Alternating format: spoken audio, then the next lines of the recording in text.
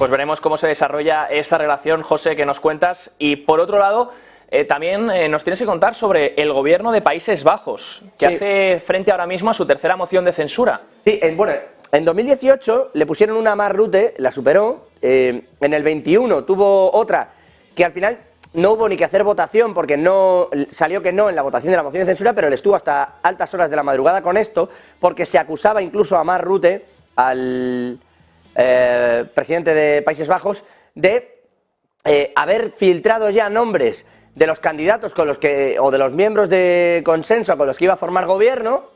en una fase muy preliminar, en la que la legislación de Países Bajos prohíbe que se haga precisamente eso. Entonces las llamadas reclutadoras ya habían filtrado que uno de los miembros del partido de la oposición, que además había sido muy crítico con la agencia tributaria, etcétera, etcétera, se iba a sumar precisamente a su gobierno, y esto había sido en horas previas. Él dijo que él no lo había dicho y se demostró en una grabación que sí. Al final no hubo moción de censura, insisto, me permitan la expresión, perdonó este asunto a Rutte. Y ahora vuelve a estar en el candil. ¿Por qué? Bueno, primero porque los granjeros holandeses que han fundado un partido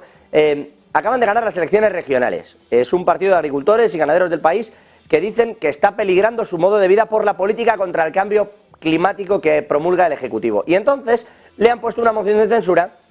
a Mark Rutte desde la oposición, precisamente con este telón de fondo, porque, claro, entienden que lo que está pasando, bueno, pues con las políticas liberales, con lo que quiere poner en marcha el propio Rutte, pues no es de recibo. De hecho, para que se hagan la idea, el gobierno de Rutte, lo normal es que sobreviva la votación, porque el conjunto de los partidos que integran toda esa mayoría le darían en torno de los... hay 150 escaños y lograría superar los 110, incluso con los 4 partidos, insisto, con los que conforma gobierno el propio Rutte. El tema es que los partidos de la oposición están cargando contra Rutte, porque ya están viendo cómo los granjeros ganan dentro de esa política contra el cambio climático. Pues los granjeros están ganando mucho peso porque no quieren que se implemente. De hecho, el partido de agricultores, que se llama BBB, que se llama Boerbirgerbeweging, me permitan si lo he dicho bien o no, pero es Movimiento Ciudadano de los Agricultores,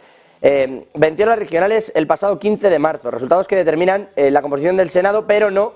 la Cámara Baja, que es donde se va a votar hoy esa moción de censura. ¿Qué es lo que pasa?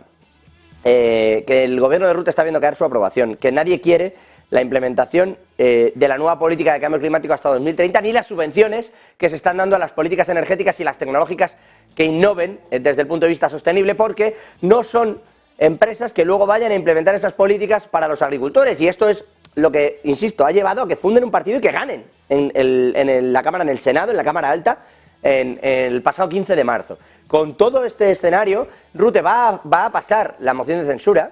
y el gobierno neerlandés va a pasar su moción de censura, pero cuidado, porque la aprobación le ha caído un 20% y tiene pinta de que es probable, vamos, casi seguro, que termine adelantando las elecciones, porque las presiones que está viviendo también dentro de sus socios de gobierno, que no van a ir a esta moción de censura, pero sí le están presionando mucho para que termine adelantando elecciones antes de que acabe este año, de manera que se pueda sondear la realidad de este tipo de partidos y hasta dónde pueden llegar, si se habla de verdad de un ejemplo de gobierno y si la política de cambio climático va a ser quien termine dictaminando de verdad el resto de las políticas de gobierno en los Países Bajos.